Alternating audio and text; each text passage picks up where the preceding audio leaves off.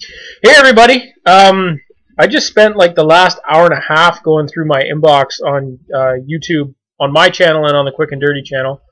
Um, I guess YouTube's not emailing me when there's messages in there now, so I'm really sorry that there's questions that were asked in like January that I never responded to. I feel kind of like a dick, but um, if you guys want to get a hold of me, if you want to ask me questions and stuff, or comment on things, leaving comments on the videos is great. I sometimes see those, but not always. I like to respond to any questions you guys have, though. I started a Facebook fan page. I'll put a link to that up here, like here maybe, or something. You guys can check out my Facebook fan page. If you message me on that, I will do my best to get back to you. Anyway, so as I was scrolling through, I picked out like the 10 most frequently aid cues, and I figure I'd read those off for you guys right now to try and make up for the gross neglect you've suffered at my hands. Question the first. Why did you start blacksmithing? What a delicious question. There is no excuse for me to have started blacksmithing. It may have been some misguided fit of rebellion or something. For whatever reason, I Google searched blacksmithing courses, and Thack Ironworks. It was Thack the blacksmith and armorer at the time. That's where I work now as a blacksmith. That came up, so I did all the courses there, all the courses that Rob, my boss, offered. And then when I was done all those, I never really went away. So I would sweep the floors and clean the toilet and stuff like that, until eventually that evolved into me being a blacksmith. Question number 2. How do you become a blacksmith? You don't. You stay in school and you get a real job. But if you really need to become a blacksmith, try and find a local blacksmith. If you can find someone who's blacksmithing in the area, even just a hobbyist, they will probably teach you. Failing that, build yourself a little forge and start screwing around in the backyard. Shortly, I'll put a video up on the Quick and Dirty channel, I promise, about like cobbling together your own quick and dirty backyard blacksmith setup. Yeah, do that, and then watch YouTube videos. There are YouTube tutorials as far as the eye can see for blacksmithing. So the internet is a wealth of knowledge and porn. So use it for what you need to use it for. What's the craziest thing you've ever made? I get asked that a lot, and I never have a good answer. I have no idea what the craziest thing is that I've ever made. I don't know. I've done like wrist blades from the Assassin's Creed series. Those are pretty crazy. Some other video game inspired things that get a little out of hand. I don't know though. Like crazy means different things to different people, right? Like, what are you working on now? A glass of wine. What are you working on? Right now, what's kind of fun, I'm tinkering away at home here on a dog-faced helmet from the Overgrowth game. If you guys don't know what Overgrowth is, you should. I'll put a link to that right across my forehead. Click that, and then you can learn more about Overgrowth. It's really exciting. I'm working on it with one of the guys running the project. I'm making some of the weapons and armor from the game. It's a lot of fun. Why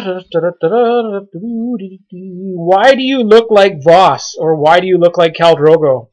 If I had a buck for every time I was asked that, I would just retire and be a fat millionaire.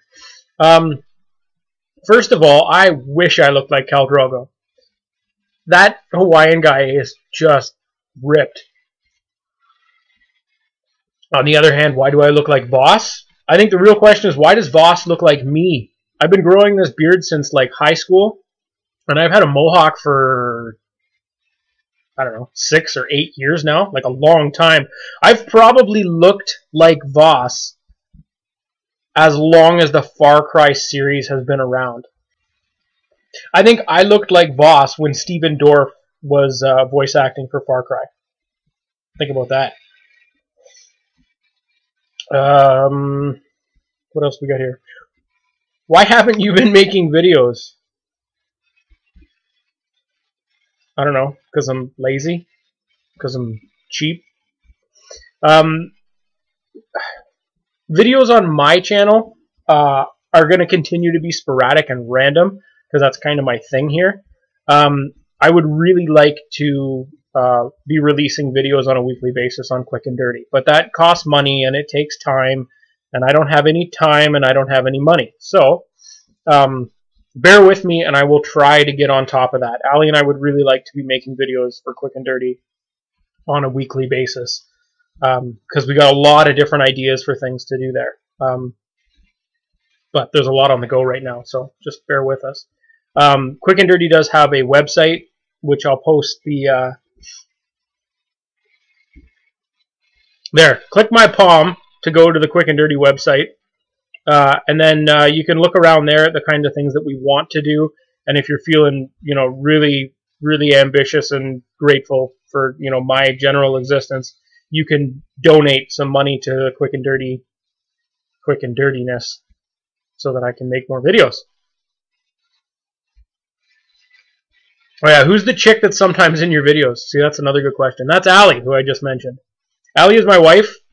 We've been married for like seven years, she's saying. 7 years now. And she is currently 6 months pregnant. We're having a baby, so that's kind of exciting. So yeah, things are pretty nuts right now.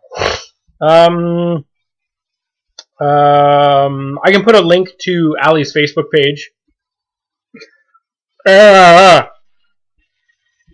ass, Ali!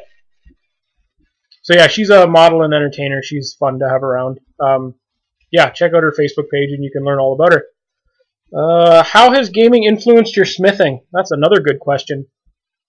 I don't know. I like seeing things in games that don't really make sense and don't really look like they could be real, and then trying to make them real. That's a fun challenge. So yeah, that's kind of how it's... I don't know. I could probably answer that question a lot better, but that feels like that could be a video all on its own.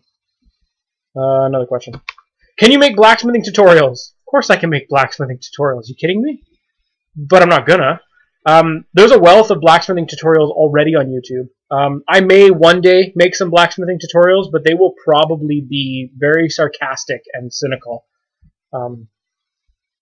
Because I am.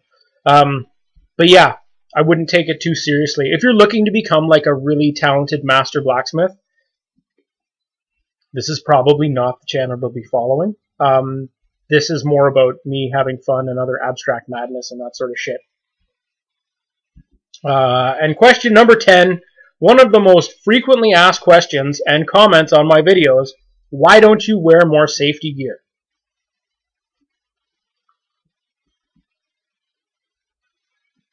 Why don't you mind your own damn business?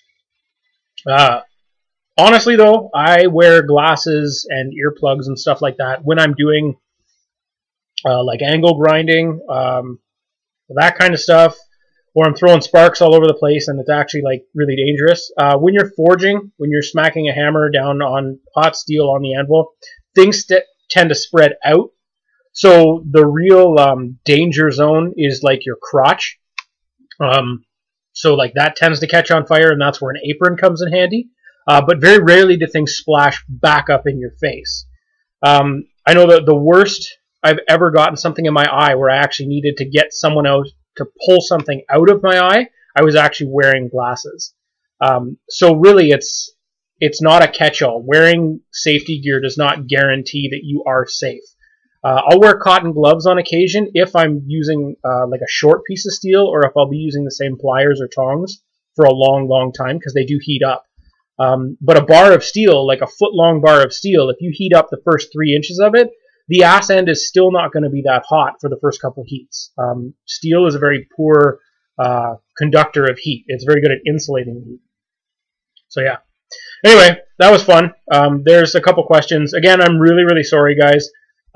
Please follow my Facebook page and message me there if you're interested in stuff. And check out the Quick and Dirty channel. Check out Ali's stuff. And yeah, hopefully there'll be more videos soon in the near future. Anyway, thanks for putting up with me, and thanks for hanging around, guys. You're awesome.